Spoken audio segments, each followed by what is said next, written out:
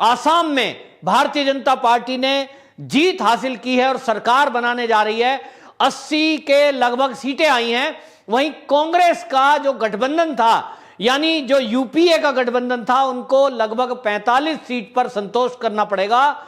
एक तरफ एनडीए है जिनके पास लगभग 80 सीटें आती दिख रही हैं, और यूपीए कांग्रेस का गठबंधन, उनको 45 सीटों पर सबर करना पड़ेगा, जो पिछली ही बार के चुनाव के जैसा है।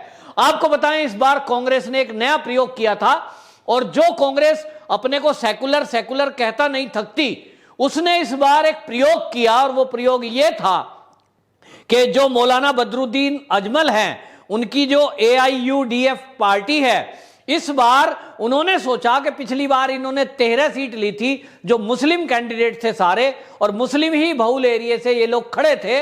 तो कांग्रेस ने सोचा कि 30 हमारे और इनके मिल जाएं तो हम शायद सरकार बना लें, और बाकी असम के एरिया में क्योंकि मुस्लिम ज्यादा हैं, सभी सीटों पर ये AIUDF उनकी मदद करेगा, जिसके कारण कांग्रेस को मुस्लिम वोट मिलेगा।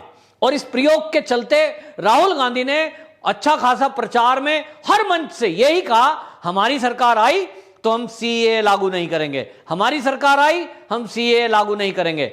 लेकिन इसका असर क्या हुआ? इसका असर असम की जनता पे हुआ, जो ये सोच रहे थे असम के मूल निवासी कि हमारे हकों पर कोई बांग्लादेशी घुसपैठी आकर अधिकार जमाए, आखिरकार फिर हमारा क्या?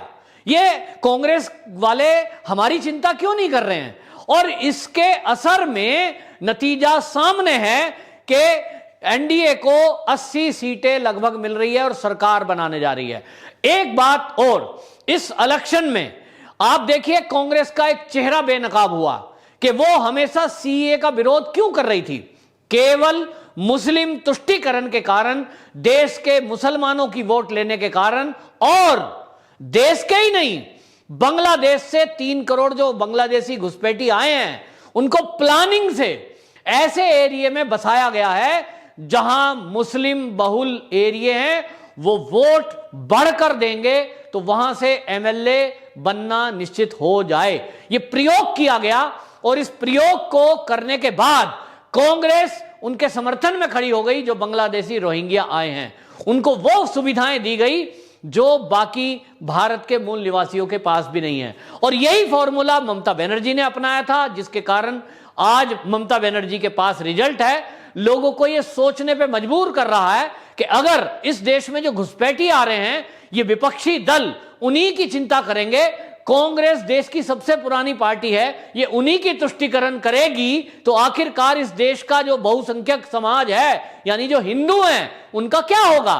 तो किसी जो एक पीठ के स्वामी जी हैं, यति नरसिंहानंद सरस्वती और डासना के, उन्होंने घोषणा की थी कि आप देख लेना, जिस तरह से तुष्टीकरण विपक्षी दल मिलकर के कर रहा है, और जिस तरह से कई बार बीजेपी भी लगती है कि सबका साथ सबका विकास के नारे को लेकर ये भटक रही है अपने हिंदुत्व के एजेंडे से, इन एजेंडों पर लेकर चलने के बाद क्या होने वाला है। तो उन्होंने एक नारा दिया था, और उन्होंने बोला कि जिस तरह से आज भाजपा अपना रास्ता छोड़ रही है, और जिस तरह से पूरा विपक्ष एक तुष्टीकरण के कारण मुसलमानों को आगे बढ़ा रही है, बांग्लादेशी घुसपैठियों को आगे बढ़ा रही है, आगे आने वाले समय में उन्होंने कहा कि देख लेना 2030 में, यानी आज के 9 साल बाद, इस देश का प्रधानमंत्री मुस्लिम होगा। और होना हो, ऐसा भी हो सकता है कि वो बांग्लादेशी हो, घुसपैठिया हो, क्योंकि यहां सारी फैसिलिटी और सब कुछ सुविधा उसको मिल सकती है। ऐसा उनका अनुमान है कि ये घुसपैठिए भले ही कहीं मंत्री ना बने, कहीं विधायक ना बने, क्योंकि उनके पास नागरिकता ना हो, लेकिन आपको पहचानना अलग हो जाएगा, गलत आप कठिन हो जाएगा। कैसे अलग करोगे? सुविधा के लिए सरकार, ममता बनर्जी को देखिए, उन्होंने उनके लिए आधार कार्ड बना दिया, उनका पैन कार्ड बन चुका है, उनके मकान बन चुके हैं, सारी फैसिलिटी उनके पास है, तो कैसे पहचानोगे? और ये बड़ा कठिन काम, ये केंद्र के ऊपर ये समस्या विपक्ष ने छेड़ी है, और विपक्ष वाले लोग, कम्युनिस्ट, सब लोग मिलकर के ये तुष्टीकरण कर रहे हैं। लेकिन आसाम की जनता ने ये बताया, ये जताया और वोट में परिवर्तन करा कि यदि आप मुस्लिम तुष्टीकरण करोगे, यदि आप बांग्लादेशी घुसपैठियों की पैरवी करोगे तो ऐसे लोगों को कम से कम असम में स्वीकार नहीं करा जाएगा। और इसलिए आपको बताऊं, कांग्रेस को जो मात मिली है यह उसके लिए सबक है। 5 राज्यों के चुनाव हुए हैं, 5 राज्यों में कांग्रेस कहीं नहीं है। आसाम में इतना तुष्टीकरण, इतना हल्ला, इतनी मेहनत, राहुल गांधी की रैलियां, नतीजा क्या है? जो पिछले बार थे वही अब हैं। ठीक है, आप कोई कमाल नहीं कर पाए अपने तुष्टीकरण के कारण, लेकिन ये राहुल गांधी मौसम में कभी जनेऊ दिखाते हैं, कभी अपने को ब्राह्मण बताते हैं, कभी प्रियंका जी गंगा में डुबकी लगाकर तिलक दिखाती है, मौसम में चुनाव के ये हिंदू बन जाते हैं और बाकी समय गोल टोपी लगाकर ये कट्टर मुस्लिम बनने की एक्टिंग करते हैं। असल में ये कौन है ये देश जानना चाहता है, लेकिन इनकी अभी तक ये पता नहीं लगा है कि ये वास्तव में हिंदू हैं, मुसलमान या कोई तीसरा। अब ये तुष्टीकरण देश में करने के बाद कहीं कांग्रेस आए ना आए, लेकिन ये इस बात से खुश हैं कि कुछ राज्यों में ये भाजपा को रोकने में सफल हो गए। पश्चिम बंगाल में भाजपा की सरकार नहीं बन पाई, उसको लेकर टीएमसी अपनी सरकार बनाने को लेकर खुश है, लेकिन कांग्रेस ही क्यों खुश है यह समझ से परे है। ये समझ में आ रहा है कि कांग्रेस को अपनी चिंता नहीं है, उनके अपनी झोपड़ी में आग लगी है, लेकिन वो इस बात से खुश हैं कि भाजपा का ऑफिस जल रहा है। भाजपा के ऑफिसों में लगती हुई आग को देखकर कांग्रेसी ताली बजा रहे हैं, लेकिन वो कांग्रेसी भूल गए कि ये आग आपके घर में लगी है और राहुल गांधी के ऊपर प्रश्न चिन्ह लगा है बहुत बड़ा, और सोनिया गांधी के ऊपर पहले से लग चुका। प्रियंका गांधी आपके पास एक कार्ड था जो आपने खेल के देख लिया। उत्तर प्रदेश में आप आजमाना चाहते हैं तो देख लेना क्या हश्र होने वाला है पूरे देश से। कांग्रेस मुक्त भारत का अभियान जो भारतीय जनता पार्टी ने छेड़ा है उस पर वो कहीं हद तक सफल है, चाहे वो केरल ही क्यों ना हो, पुडुचेरी क्यों ना हो। जो 5 राज्यों में चुनाव हुआ है, भारतीय जनता पार्टी को जो अचीवमेंट है वो पश्चिम बंगाल में भी है और असम में तो बना ही ली है, पुडुचेरी में भी बनाने जा रही है। लेकिन जहां जहां भारतीय जनता पार्टी की सरकार नहीं बन रही है, ऐसे 3 राज्यों में वो एक सफल काम करने में सफलता हासिल भारतीय जनता पार्टी ने की है, और वो है कांग्रेस मुक्त करना। तो कांग्रेस का मुक्तिकरण हो चुका है, लेकिन कांग्रेस अपने पे चिंतन यदि करे और राहुल गांधी के अलावा यदि नॉन गांधी परिवार का कोई अध्यक्ष बनाए, हो सकता है कि कुछ उभार ये कांग्रेस को मिल जाए।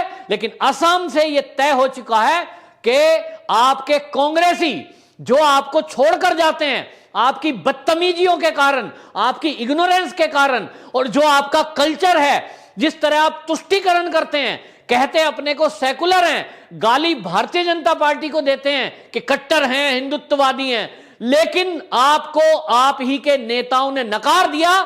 चाहे वो सर्बानंद सोनोवाल हो, चाहे वो हेमंत बिस्व शर्मा हो, दोनों लोग कांग्रेसी थे, छोड़कर भारतीय जनता पार्टी में आए। भारतीय जनता पार्टी ने उनको सम्मान दिया, मंत्री बनाया, मुख्यमंत्री बनाया।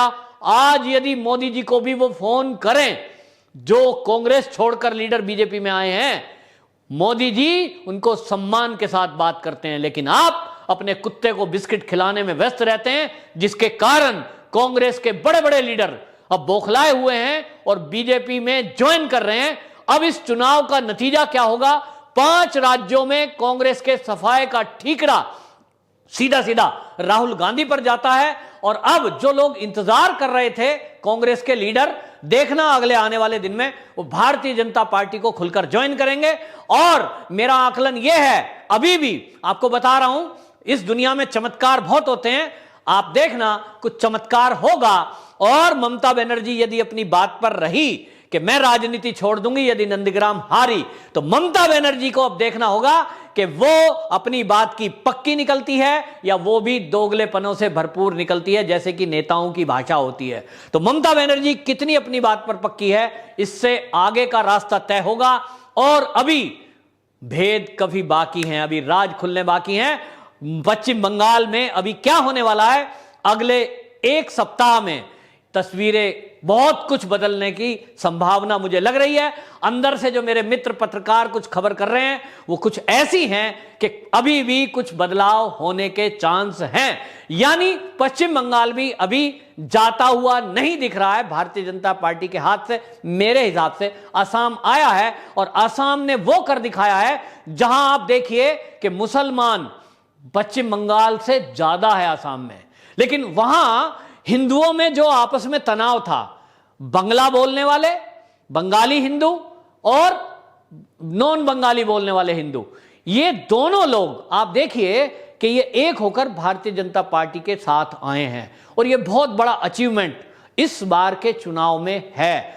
अब यदि किसी राज्य में इस तरह से समझदारी का परिचय कोई लोग दिखाएं कि आपसी मनमुटाव भूलकर राष्ट्रीय समस्या, राष्ट्रीय एकता और राष्ट्रीयता दिखाएं, देश के हित को आगे रखें, तो वो लोग सदा सुखी रहेंगे। इस फार्मूले को, असम के फार्मूले को बाकी लोग समझें और पश्चिम बंगाल के लोग अब अपनी रणनीति तय करें। उन्होंने जो किया है, अब आगे क्या होने वाला है ये हमें समझ में आ रहा है कि एक मुख्यमंत्री बनने का सपना लेकर ममता बनर्जी वहां तुष्टीकरण के कारण आई, लेकिन आसाम में ये चलने वाला नहीं है क्योंकि भारतीय जनता पार्टी की सरकार वहां बनने जा रही है। वहां कोई सीए को लेकर ऐसा भ्रम नहीं पाला जाएगा, ना ऐसे तुष्टीकरण करने वाले लोगों की वहां कोई जगह है। और वहां से बांग्लादेशी घुसपैठी मार भगाए जाएंगे तो कहां जाएंगे? पश्चिम बंगाल में, क्योंकि बॉर्डर लगता है। तो वो लोग अपने आप बोरिया बिस्तर बांध लेंगे। इसका भार किसके सर पे पड़ने वाला है ये पश्चिम बंगाल की जनता सोचे। बहरहाल भारतीय जनता पार्टी ने कर दिखाया कि वो राज्य का चुनाव तो जीते ही हैं और कांग्रेस मुक्त भारत अभियान को उन्होंने सफल कर दिखाया। वंदे मातरम।